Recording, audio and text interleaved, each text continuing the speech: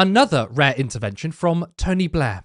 This time he has claimed that the left has an unholy alliance with Islamists. Blair wrote this in the Sunday Times. The left-wing version is a pernicious and novel development in progressive politics. The alliance with Islamists. In its opposition to Israel, it has found an animating cause, as he says, and the war in Gaza has allowed it full rein in pursuing it. Parts of the left cast the Jewish community as supporters of the government of Israel, and Jews become fair game. Of course, progressive politicians rightly say being against government policy in Israel is not the same as being against Jews. Well, he just contradicted himself, because the left always separates Jewish people and the state of Israel, yet those who attack the left make that conflation, which is also what Blair just did in that very paragraph. Now, Blair continues with his Hasbro talking points. You should not diminish the charge of genocide, whatever your views of Israel's actions, by a bar particularly aimed at Jewish memories of the Holocaust, which was a genocide. And it was disingenuous to call for Israel to end the war without accepting what is undoubtedly true, which is that the war would have ended at any point in time if Hamas had said they were releasing the hostages, withdrawing from the government of Gaza directly or indirectly through their weapons, and accepting the united position of the international community that a Palestinian state must be achieved through negotiation, not violence. I mean, he can't be serious here. First of all, Hamas gave up all the hostages, and that was the talking point we heard. As long as Hamas gives up the hostages, the war will end. They did that, and what's happening? The genocide continues. And then he's now sort of moving the goalposts. Right, okay, they've given up their hostages, but now they have to relinquish any form of governance. Well, Hamas are the only resistance group at the moment, so why should they give up their governance or even their weapons just so Israel can go in and finish the job? What he's saying is the war will end completely on Israel's terms. Absolutely insane. Now, if you want to have a laugh, you can read the entire article, but what you won't find is any evidence of the left in bed with Islamism. Nowhere in that article does he do that. The article's premise is simply, because the left opposes Israel, we are just Islamists. Damien, what is this obsession from the right wing that accuse the left of Islamism? Oh, honestly, if Blair's all too rare interventions became any more common, he might as well just become the chief spokesperson for Hey Dodgers Anonymous by this point and be done with it. What he's done here is he's basically running containment for Israel and being his typical dishonest self when he's at it. He can feel the public anger at Israel moving beyond the limits of the state. And the state used to be able to cover all of this effectively before we all became a lot more wise to what's actually going on out there in Israel and the Middle East. So to coin the words of a very famous movie, I suppose, he needs a bigger smear. And so spraying the word Islamism around like a garden hose, he hopes he'll do something of the job for him. But it's typically slimy and dishonest, as things associated with Blair usually are, isn't it? Because it takes a mass political reaction to slaughter and siege and dispossession and violence and all of the, everything we've observed, this genocide over 2.5 years of Gaza now, that's now spreading beyond that across the Middle East. And he tries to turn it into something sinister and not to be trusted. He's not making an argument here because he hopes functionally he won't have to. He thinks he's such a great salesman that he can sell this pitch to us and we won't believe what our eyes and ears are telling us. But as you made the point of a moment ago, he's sort of tripped up over his own arrogance here by contradicting himself at the same time, because he says, yes, criticism of Israel is not the same as hostility to Jews, but then spends the rest of the article, treating opposition to Israel as meaning Jews have become fair game.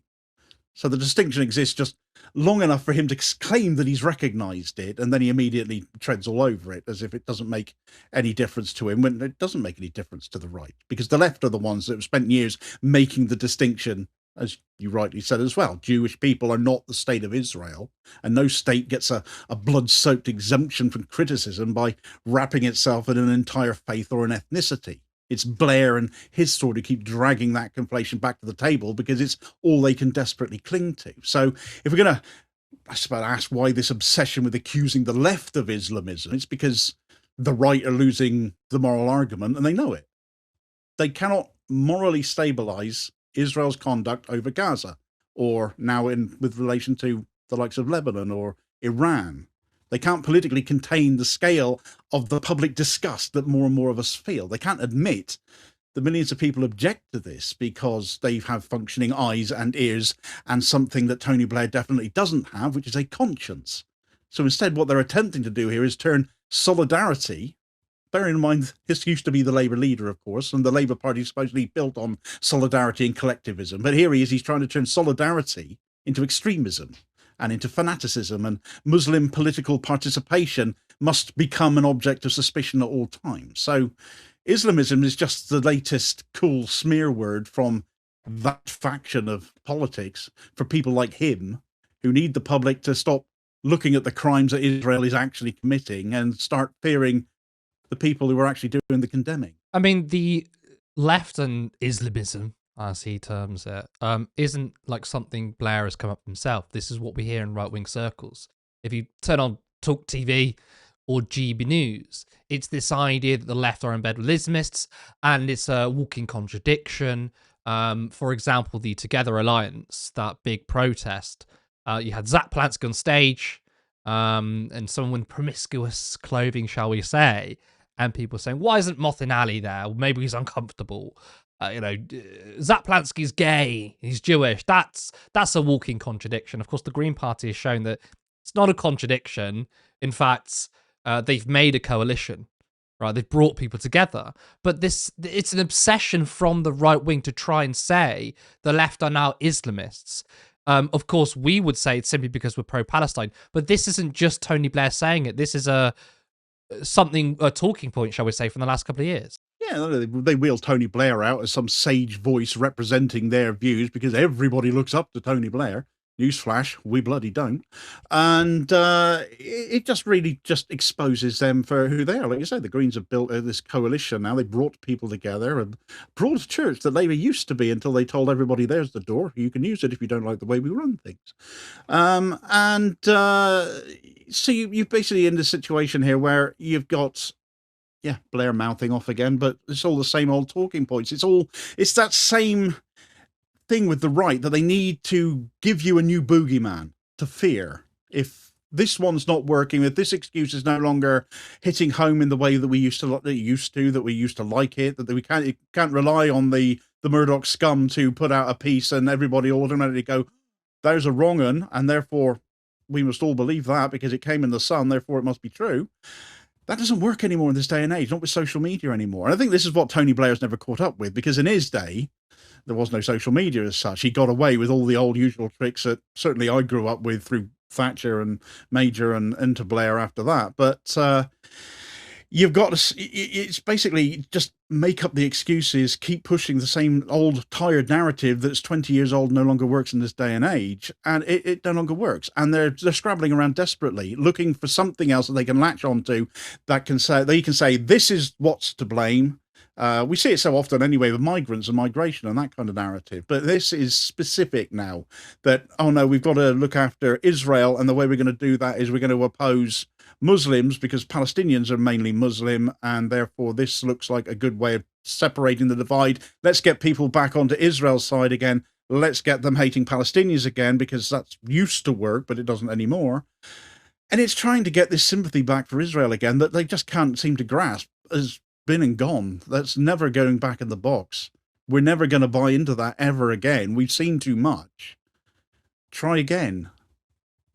I would argue that the Green Party polling is also indicative of the fact it's not working either. I spoke to someone last week, a journalist, and she's Muslim, by the way, and she told me the anti-Muslim bigotry today is worse than the war on terror. She said, I distinctively remember how bad it was, obviously, since 2001. But she told me it's worse today. And I think someone like me who wasn't political, was born in 93, so can't exactly say I'm aware. I mean, the only thing I remember from 2001 was the Spider-Man film coming out. That was the only thing I cared about. So, but no, she told me it's worse today. I think that's important. It's wild. Let's go on to our next story. It's not completely removed. Just say, I was born in 78. I can remember my earliest memories are sort of the Iran-Iraq war. But I think on that point that she's making, I think she's absolutely right, because way back when the newspapers did carry all the weight for the politicians who wanted to carry a given narrative, they simply didn't have to work as hard at it. I think it's Yeah, worse that's a good now point. because there's more of it. It's constantly Mm. being pushed out because they're not, it doesn't hit home as strongly anymore. It's not as easy for them anymore. So I think they're having to work harder, and it looks worse as a result because functionally it is. There's more of it, more of that negativity towards Islam going around as a consequence of that. But equally, we should all be a little bit more woke, I suppose. The word to use, isn't it? It's not an insult. Should be proud to be woke. But we're a little bit more woke. We're aware of what they're doing. We can see through it. So it doesn't work as well either, even though it does appear, I would dare say, if I was a Muslim, I would think certainly it does look a lot more vicious to my mind. Yeah, I think it looks that way, but I don't think it has the same. I would like to think, that's probably a better way to put it, is I would like to think it doesn't hit home as hard as it does. Obviously, it's going to get through to some people, but I would like to think sensible people who haven't been bloody lobotomized by mainstream media can see through it.